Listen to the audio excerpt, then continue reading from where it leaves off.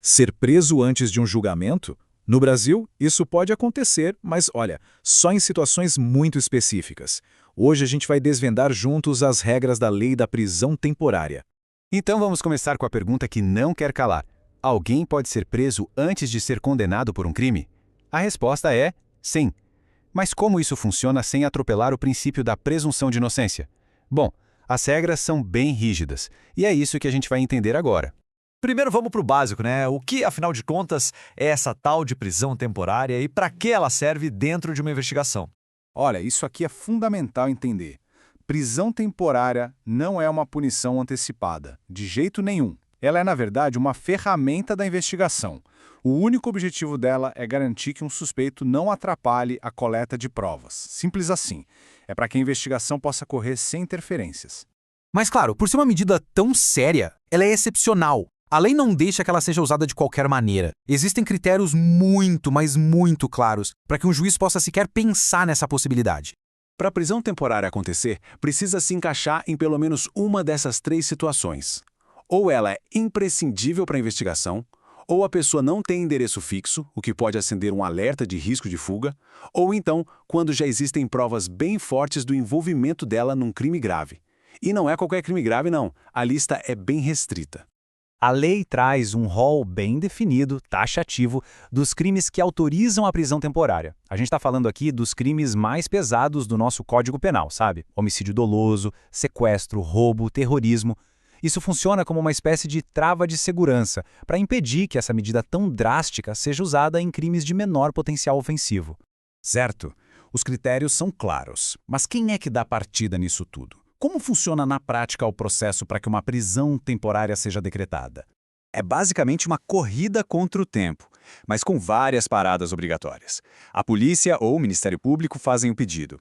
O juiz tem a palavra final, mas atenção, ele só pode decidir depois de ouvir o que o MP tem a dizer. E essa decisão tem que ser rápida, viu? Tem que sair em até 24 horas e o mais importante de tudo, tem que ser muito bem justificada por escrito. E aqui está uma regra de ouro que não se negocia. Sem mandado judicial, não tem prisão. A lei é super clara quanto a isso.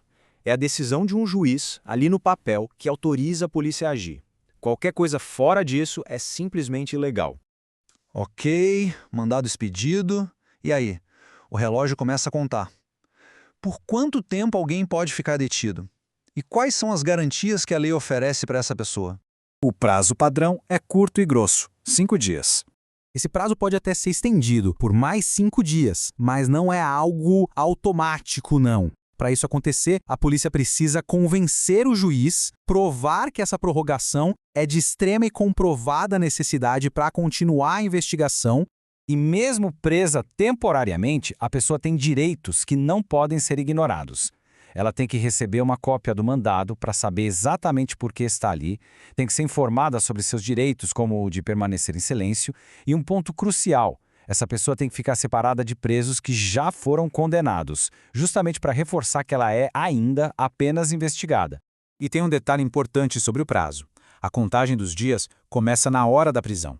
Se a pessoa é presa na segunda-feira, a segunda-feira já conta como o primeiro dia. O cronômetro começa a rodar na mesma hora.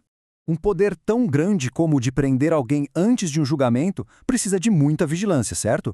Então, quais são os mecanismos que a lei criou para evitar abusos? A lei, na verdade, cria uma rede de segurança. O juiz não pode decidir porque sim, ele tem que fundamentar. O Ministério Público funciona como um fiscal da lei. O sistema judiciário tem que estar disponível 24 horas por dia, 7 dias por semana para analisar esses pedidos.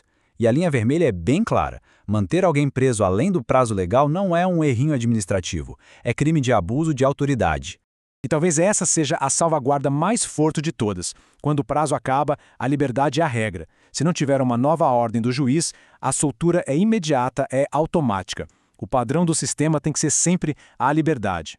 E tudo isso nos traz de volta àquela questão central. A prisão temporária é uma ferramenta necessária para investigações complexas ou é um risco muito grande para a liberdade individual? A verdade é que a lei vive nessa busca constante por equilíbrio, e é por isso que esse continua sendo um dos instrumentos mais poderosos e, ao mesmo tempo, mais debatidos da nossa justiça.